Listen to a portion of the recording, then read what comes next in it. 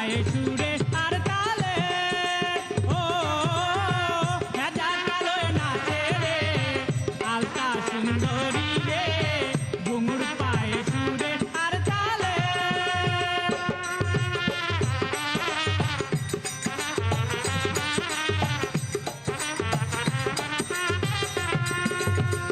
ও কালা কালা রে তোর প্রেমেতে জ্বালা রে স্বজন সংসার সব ছাড়িলাম ভালোবাসার বন্ধনে রাজাক বাত্তির আলোতে আলতা সুন্দরী রে ঘুঙুর পায়ে সুরে আর তালে ও রাজা কালোয় নাচে রে আলতা সুন্দরী রে ঘুঙুর পায়ে সুরে আর তালে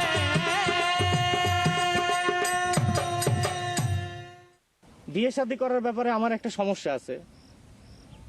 তাহলে এক কাম করি, তুমি হচ্ছে একটা সুন্দরী নায়িকা মানুষ, আমার ঘরে গ্রামের একটা যুবক সাওয়াল দেখে তোমাকে বিয়ে দিয়ে দেই, তাহলেই তো তোমার আপত্তি থাকার কথা না নাকি? তুমি এ নিয়ে কোনো চিন্তা করে না। তুমি যদি কও আমি তাহলে এই মুহূর্তে তোমার সাথে চলে যাবার পারি। চলে যাবে পারি মানে কনে? তুমি যেখানে নিয়ে যাও।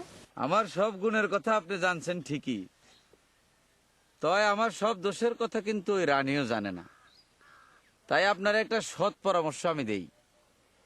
আপনি মুরব্বী মানুষ, ওই রানীরে বুঝাইয়া শুনাইয়া কয়া আমার লগে যাওয়ার ব্যবস্থা করেন।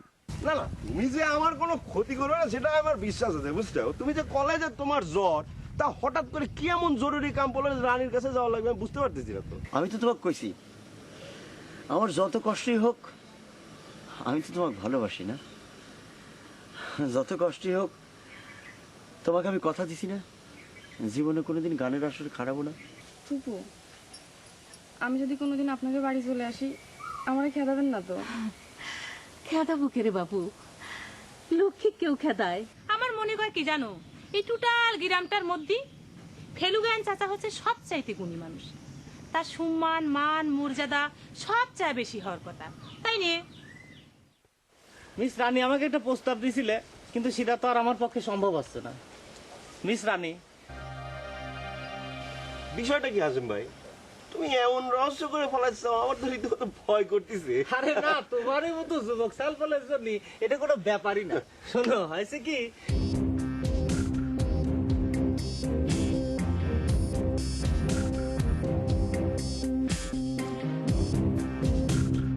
এখন খালি তুমি আলহামদুলিল্লাহ করলেই মনে করো সমস্যাটা সমাধান হয়ে যাচ্ছে, বুঝছো? তোমার আক্কেল পছন্দ থেকে তো আমি অবাক হয়ে যাচ্ছি হাসিম ভাই। এই নর্তকিক মায়ে বিয়ে করলে আমার পরিবার কি মাইনে নেবে? আমি গান বাজনা করি বলে কি আমার মান সম্মান নাই নাকি? মুসুবিলান, তুমি ব্যাপারটা বুঝাচ্ছ কি বুঝাচ্ছ ভাই, কারে কি বুঝতে কও তুমি? তার আগে তুমি আমার বুঝ শোনো। এই নসুর মতো মানুষ দেখতে দেখতে আমার এই দুইটা চোখ পইচা গেছে। গানের দলের মাইয়া গোপতি কেমন শ্রদ্ধা ভক্তি দেখলা তো? শোনো, ওই নসু ভিলেনরা অন্যের মা বইনের রং ঢং নষ্টি ফষ্টি ঠিকই দেখবো, নিজের বইন ভাগ্নিরে আসরে খাড়া করবো না। আবার আমাগো মতো নর্তকীরে কারণে অকারণে হাত ধরবো, কিন্তু বউ কইরা ঘরে তুলতে হেগো চাঁদ যায়। তুমি আর এইসব নিয়ে কথা কই আমার অপমান করে না তো হাসেম ভাই?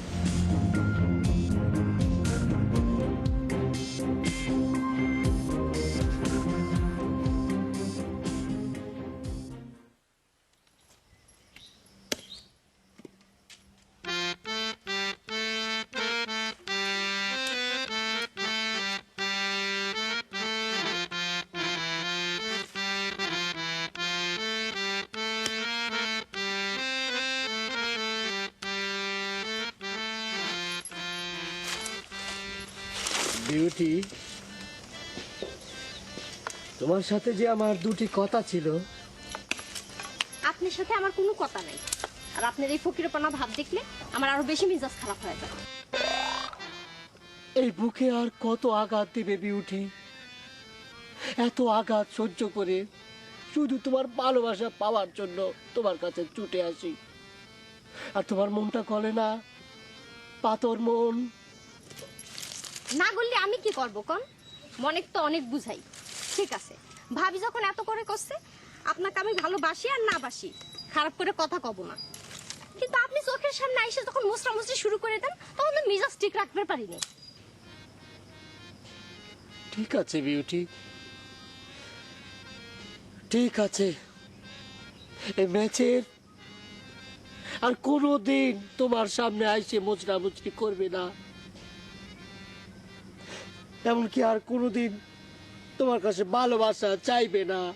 শুধু দূর থেকে এই ম্যাচের তোমাকে পান মরে ভালোবেসে যাবে আর ভালোবাসার পরীক্ষা দিয়ে যাবে। কথাটা তোমাকে বলে গেলাম বিউটি, সুখে থেকো, ভালো থেকো।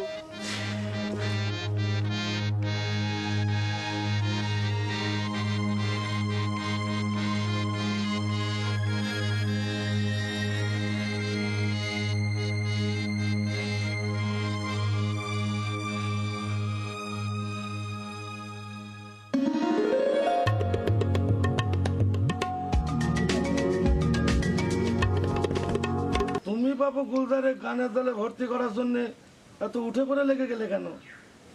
ও তো শুধু তোমার সাথে না, আমাদের সকলের সাথে খারাপ ব্যবহার করে।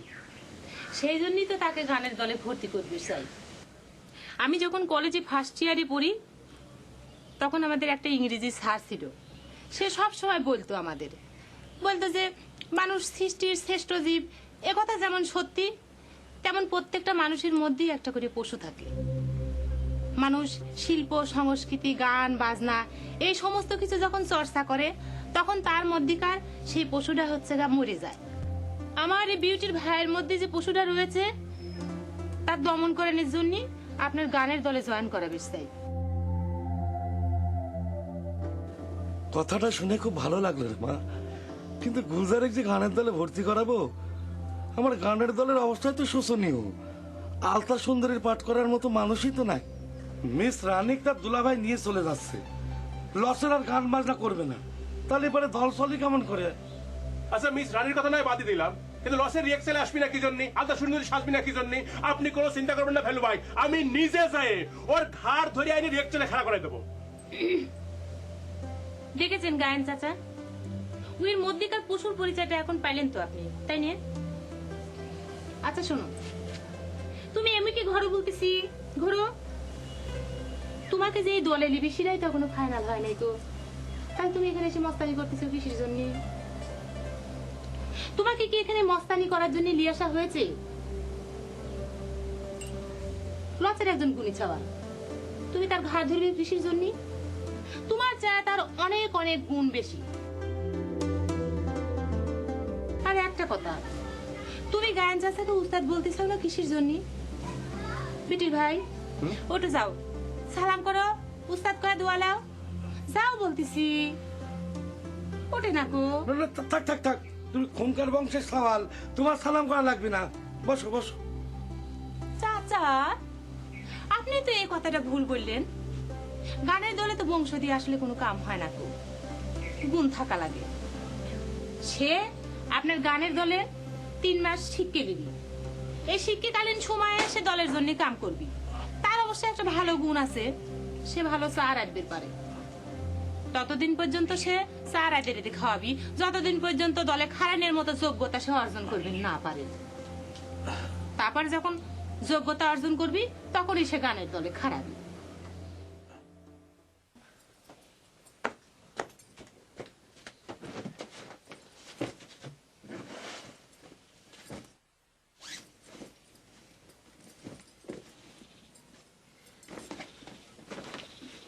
লসে তোমার আলতা সুন্দরের পোশাকটা কনে? পোশাক দিয়ে কি হবি? কি হবে তা তোমার চিন্তা করা লাগবে না, পোশাকটা কনে তুমি আমারে কও তো। ওটা আমি রহিম বাচ্চাটা দিয়ে দিয়েছি। পোশাক ঘরে রেখে কি লাভ? ওটা দেখলে আমার মনের মধ্যে আরো কষ্ট হয়। তুমি যেন থেকে পারো পোশাকটা আমারে আইনে দিবা, আমার আমার ভীষণ দরকার।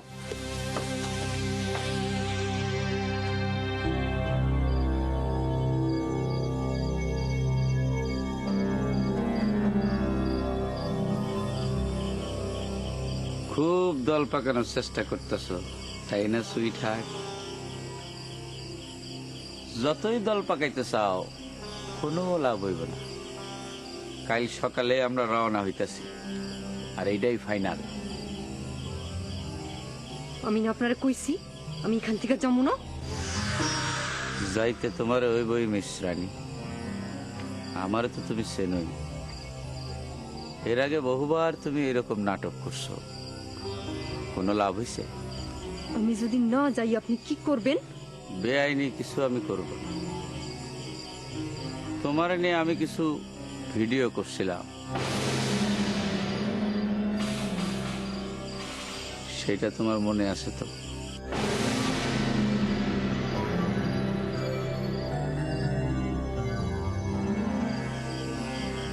এই সিডি থানায় দিয়া খালি তোমার বর্তমান ঠিকানাটা জানাইয়া দিব। বিশ্বাস করো, এর বাইরে আমি আর কিচ্ছু করব না। হাজার হোক তুমি আমার সুইট হার্ট না। দেব খোপায় তারার ফুল, মোর প্রিয়া হবে এসরানি। দেব খোপায় তারার ফুল।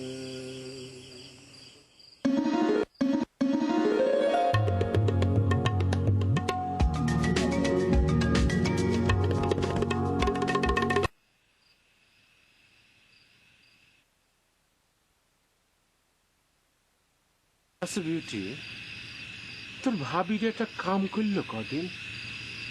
আমি খুনকার বংশের সাল হয়ে গানের দলের লোকাকারে সারাই দেখাবো, মানসি কি করবে কদিন?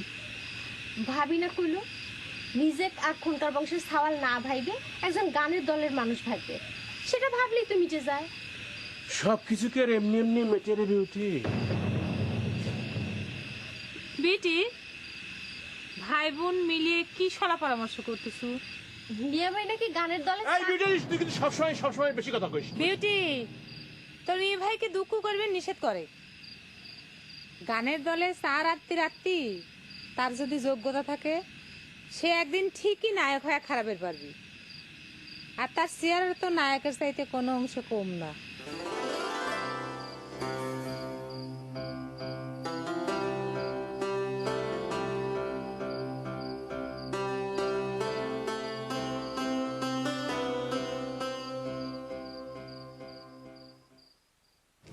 একে একটা মানুষ আর কত চেষ্টা করবো, কত উস্তাদ? তোমার শিল্পী সমাজের একটা লোকও পাইলাম না যে আমাকে একটু সহযোগিতা করবি।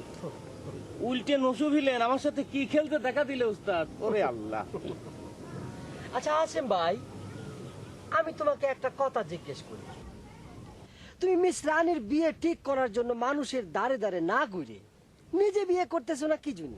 হ্যাঁ, অন্যের দোষটা না দেখে নিজের দোষটা দেখলে ভালো হয় না? দেখলে উস্তাদ, দেখলে কিরম করে আমাকে দোষারোপ করতেছে। তো মেসের তো কথাটা কিছু অন্যায় করে না হাসেম।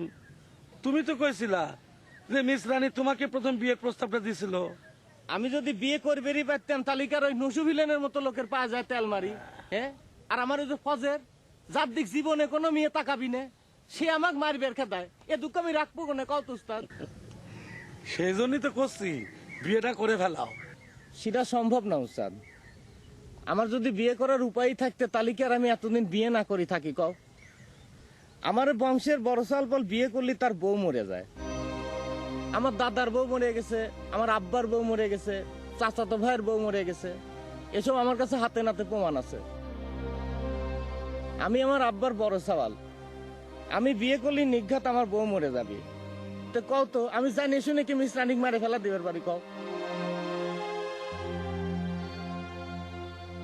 উস্তাদ, তুমি এক কাম করো, এটা খুঁজে মুজে তাড়াতাড়ি একটা পাত্র দেখো। দরকার হলে তার জন্য আমার 2 বিঘে জমি আমি লিখে দেবো। সালাম আলাইকুম। গান চাচা নেন, আপনার আলতা সুন্দরী আমি আপনার কাছে দিয়ে গেলাম। থাক থাক,